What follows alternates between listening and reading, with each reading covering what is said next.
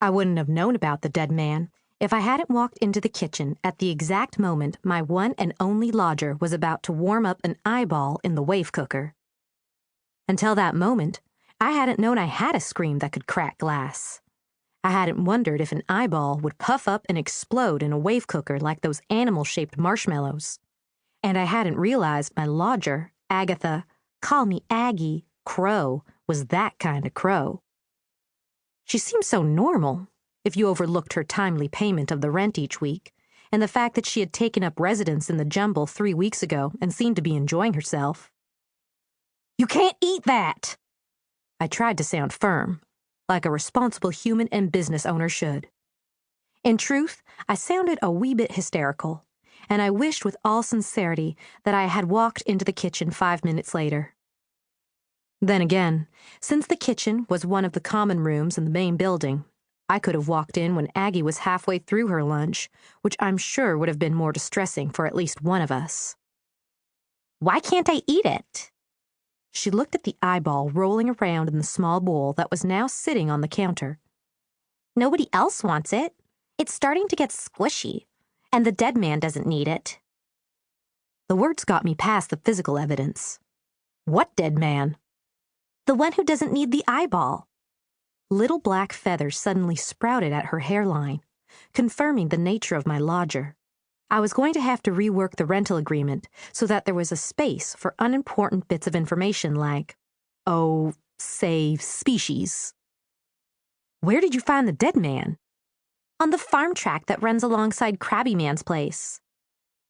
I should have pointed out that Mr. Milford wasn't usually crabby, but he did get exercised when someone took one bite out of all the ripe strawberries or pinched fruit from his trees, since he and his wife needed the income they made from selling fresh fruit and homemade preserves.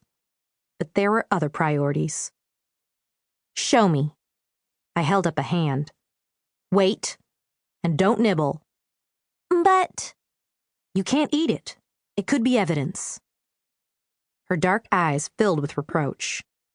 "If I hadn't wanted to warm it up because it was squishy, you wouldn't have known about the dead man, and I could have had eyeball for lunch." I couldn't refute that statement, so I backed up until I reached the wall phone in the kitchen, and then I dialed the emergency number for the Bristol police station. Bristol was a human town located at the southern end of Crystal Lake.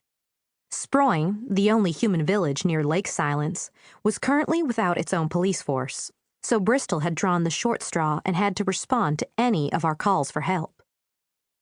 "Bristol Police Station, what's your emergency?"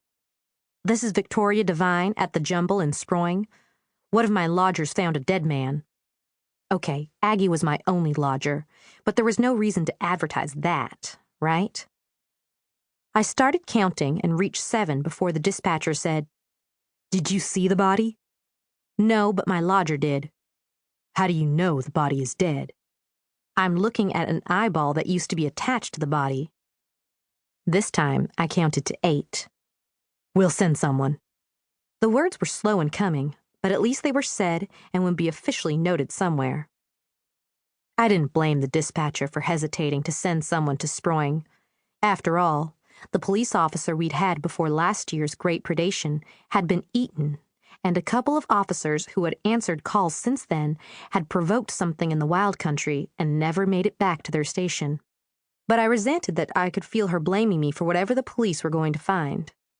On the other hand, I did withhold one tiny bit of information. Just wait until the responding officer realized he had to interview one of the Terra Indigene.